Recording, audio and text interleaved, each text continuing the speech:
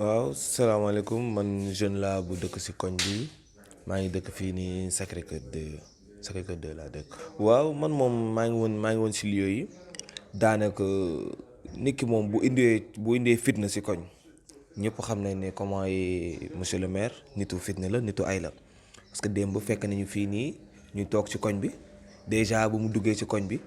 ay coow la duggee ci koñ bi booy commencé génnee ci ay jaasi fekk ñu ñëpp honnête ñu ngi toog ci buntu boutique bi booy génnee ay jaasi ku fi ne waaw beneen candidat ñu nangamtaan jaar fu bon. yan booy ñu génnee jaasi. ñoom waa Bart ñu fii booy Sacré-Cœur yi amul kenn koo xam ne nit bu violent la fii gars yi jàmm ak salaam coow amu fi dara amu fi tout le monde se connaît ñëpp xamante nañ ci jàmm la ñu xamante mu ñëw fekk ñu fii ñu taxaw léegi nag bu mu ñëwee. mu ñëw ba ci parking bi mu jël mu taxaw ak caravane mu jël micro am mu commencé di wax bu mu jëlee commencé di wax y a un des jumeaux mu taxaw ci balcon yaayam ne ko Bart s'il te plaît mun nga avancer parce que def nga fi 12 ans te waa koñ bi gars yi gis ñu seen bopp mu ne bu fekkee li ngay wax fekkee góor nga li ngay wax wàccal. Bart moo wax loolu. et les vidéos ñu ngi fi vidéo yaa ngi koy confirmer bu mu taxawee wax loolu ba pare beneen. ñu le temps que jumeau bi di wàcc beneen jumeau bi yéeg ci kaw oto magam ne ko 12 ans nga fi def Sacré-Cœur gisu seen bopp donc il est temps que tu partes ñun mënoo ñu convaincre mook beneen copain bu ñuy wax mook beneen copain bu dëkk ci koñ bi.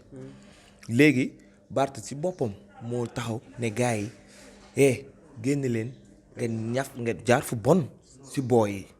saaga ne jaar fu bon ci booy yi ne gros bras yi génn leen seen sœur bi. sœuru jumeau yi ñoo taxaw ne ko Bart ini ma jël jox ma micro bi ma wax ak xale yi ma calmer leen mu ne ko non non.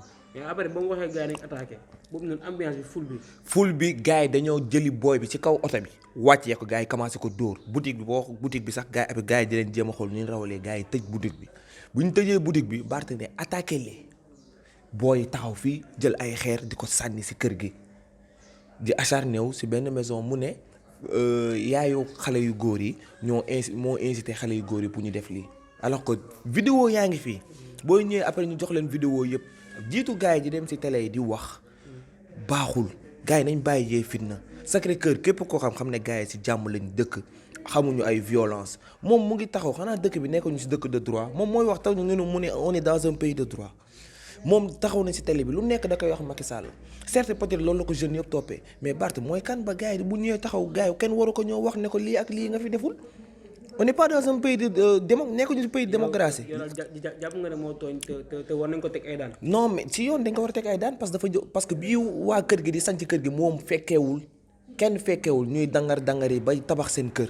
donc ay nit ñoo jógee ci mbedd bi ñëw di sànni këram moom mu incité nit yi ñu ñoo def loolu mais yoon da ko war a teg yoon te ñun ci dëkk yoon la ñu nekk te xam ne ni yoon dana def liggéeyam. est-ce que mën nga revenir sur les dégâts.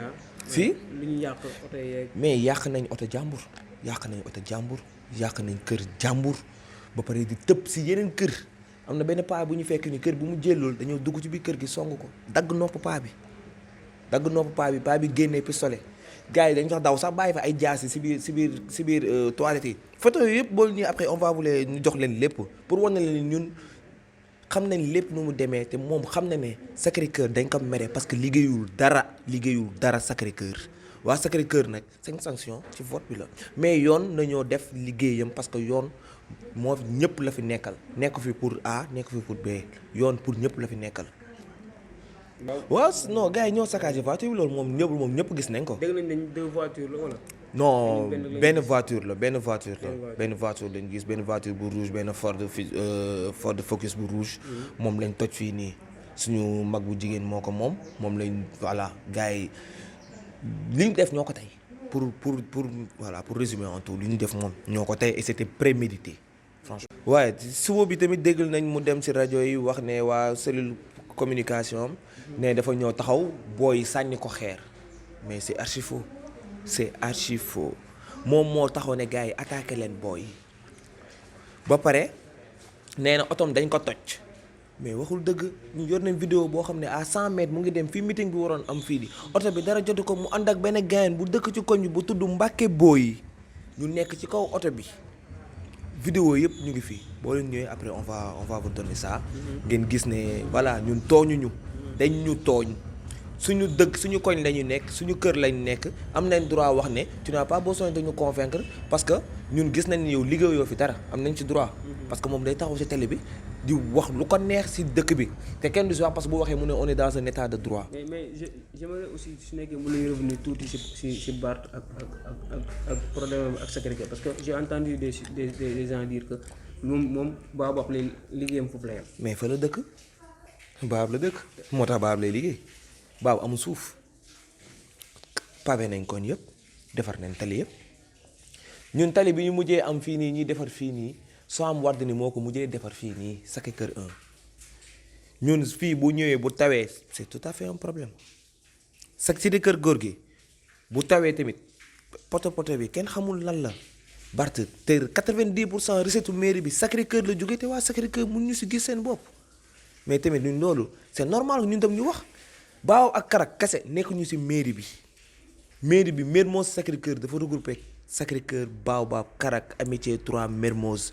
Sacré-Cœur 1 2 3 ak VDN Comico cité enseignant ñëpp mais affaire bi yemul ci Baobab ak Karak ñun Sacré-Cœur si lañ bokk te mun ñu nangu ñun waa Sacré-Cœur mun ñu nangu 90% recette mairie bi di jógee Sacré-Cœur te waa Sacré-Cœur ñu si gis seen bopp am nañ si droit wax ko ne ko def nga fi 12 ans may ñu ñuy xooli keneen ñu votel keneen am nañ si droit quand même voilà. acharné wu xam ne waa Sacré-Cœur ñoo buggutul Barth waa Sacré-Cœur buggutuñu ko parce que nit ki bu naan ndax baax na dañ naan ndax mbokk yaa ko wax te ñun ñooy mbokki Barth ndax këram bu doon tàkk ñun ñoo fay jiitu sa Barth liggéeyu fi dara pour vous dire vrai liggéeyu fi dara li muy ñëw di def ñu koy élire ay mais xaw ma ban critère lañ taxawee pour élire ko maire mais saa yi gars yi loolu war nañ ko xoolaat nit ki balaa ngaa baax ci àll bi da ngay baax sa biir kër Sacré-Cœur na Barth ñoo taxaw wax la fi liggéey.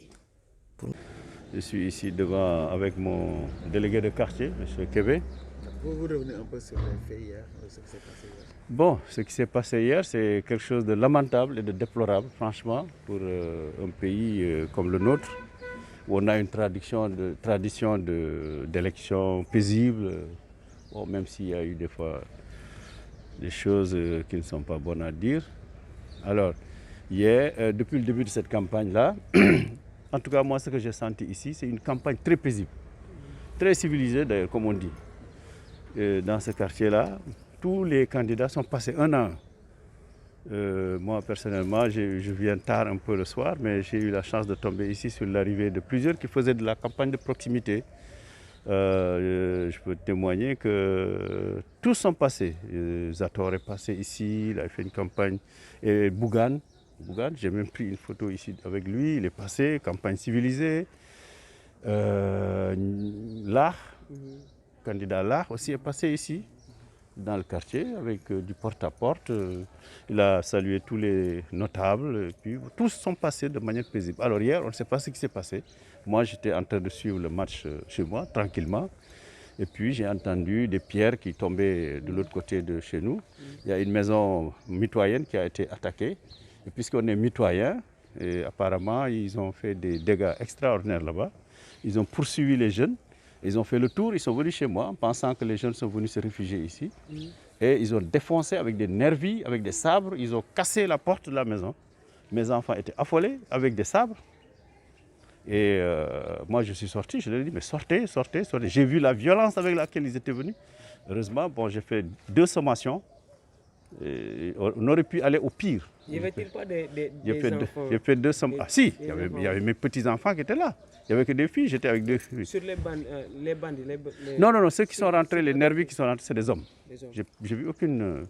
Donc, Et puis, quand j'ai fait 2 sommations, ils sont sortis, ils sont sortis. Et ils se sont mis ici, ils ont cassé la vitre de la voiture. Et je me suis remis au balcon pour leur dire, Demlen, il n'y a rien ici, on n'a rien à faire avec tout ça. Puis on m'a jeté une pierre qui m'a fracassé ici, j'ai été faire des points de suture. Voilà, donc comme on dit, dégâts collatéraux. Mais en tout cas, j'appelle les candidats à la paix. Parce que vraiment, moi, je n'ai pas vu cette campagne-là, une campagne violente. Et cette violence-là, il faut la situer et il faut arrêter ça. Il faut arrêter cette violence-là. Si quelqu'un décide d'aller avec des gens pour l'encadrer, quel qu'il soit, notamment Barth qui est venu ici hier, La maîtrise des troupes est importante. Et je pense qu'ils ne maîtrisent pas parce que le fait que les gens ils fassent le tour des maisons à chercher des individus pour se poursuivre et impacter d'autres qui n'ont rien à voir. Et même, voilà, c'est pas civil. Mais on a vu un peu, quand tu fais des altercations avec des jeunes dans la rue, moi j'ai vu dans les réseaux sociaux, ils faisaient des contradictions avec les jeunes en direct. Mais évidemment, il faut t'attendre à des contradictions. Moi j'ai vu un président d'une république là, qui a été giflé, mais il est parti, il n'a pas... Voilà. Quand tu fais une campagne, tu dois attendre à tout. Si c'est ça qui l'a poussé à faire la violence, je ne pense pas que ce soit des motifs... Voilà, pour aller vers la violence. En tout cas, j'appelle tous les candidats à plus de paix, de sérénité, pour qu'on puisse aller vers des élections paisibles. Voilà, donc moi je... Voilà. Maaleykum salaam man maa ngi tudd Abdoulaye Kébé nekk ñi nga xam ne ñoo jëkk sos fii ci quartier bi ça fait 37 ans que nous habitons dans le quartier. Alors ba ci temps yi ci man na ma délégué de quartier ça fait 4 ans. Alors mais c'est un quartier calme, paisible. Vraiment tey sama dama daf ma sa jaaxal quoi. Man jënduma comme ni mu ko waxee bu ma limee damay juum mais candidat yëpp jaar nañu sama kër suñu jaaree ni ma comme yaay bunt bi nga ñaanal ma jox leen ay conseils ñaanal leen ñu dem bii moom yëgu ma alors kii moo ma téléphoné fekk maa ngi saan télévision man tam mun ma délégué et on a attaqué ma maison ak yooyu ak xaaj nañ ma sax ak yow xaañ solo ma sax mbaxana